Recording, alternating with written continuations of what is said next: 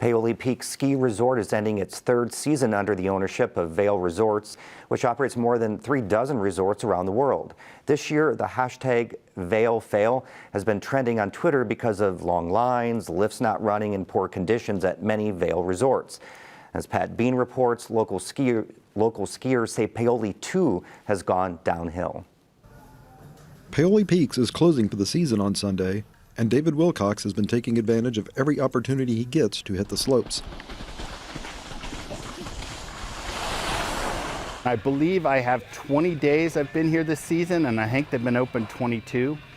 It might be 21 days, 23. This is Wilcox's home hill. He's from Bloomington, and he's been skiing and snowboarding here for the past 17 years, and he'll keep coming back, but not as much as he used to. 2 years ago, the average would have been 90 hours a week that the slopes are open, and now we're down to 28 hours a week. Since Vail bought the resort, Paoli is also down to 1 or 2 lifts running a day. Lines can be long and trails are limited. The tubing hill has been closed all season. Vail Resorts purchased Peak Resorts, which owned Paoli Peaks and 16 other properties in the Midwest, in 2019.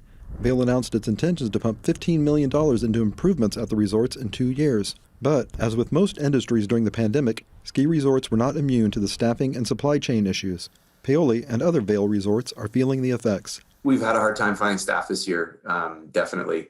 And, we've had to assess our operations differently than we have in the past because of that.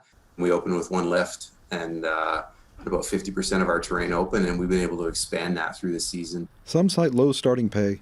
The advertised rate for full and part-time lift operators on the resort's website is $11.25 per hour, and a vaccine requirement for workers as barriers to employment. It's been really rough, especially since, the Walmart in town offers more to start. Stuart Winchester is the editor and host of the Storm Skiing Journal and podcast. Based in New York, he focuses on the lift-served skiing universe, which means keeping an eye on the more than 450 resorts in the U.S. Vail Resorts made a deliberate decision to not invest in labor and to instead sacrifice the quality of the ski experience at these non-destination resorts throughout the Midwest. I feel that was a mistake. Contrast that with Perfect North Slopes in Lawrenceburg. The resort is a little more than 2.5 hours northeast of Paoli and the only other ski resort in the state.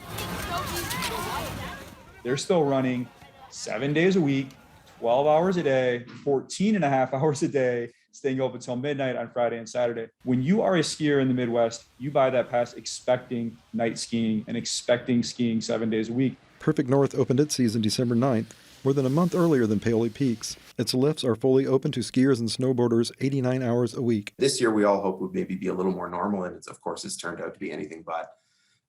So we have a lot to learn. And I think long-term, we see Paoli. I mean, it adds value. It's exactly that I said. It's close to an urban area. There's certainly passionate skiers and snowboarders that are there. Over the past 15 years, Vail has done more to make skiing affordable for frequent skiers than any other company or entity in the history of skiing. What they have done with their Epic Pass is to reshape the business model of skiing. But stock in Vail Resorts lost a third of its value this season following all the criticism. Complaints accuse Vail of running the once independent resort into the ground, and numerous people say they won't be back. Wilcox hasn't reached his breaking point. He's frustrated by some of the changes, but it's still a convenient place for him to get outside on cold winter days. This is where I come to spend time and get my exercise and have some fun.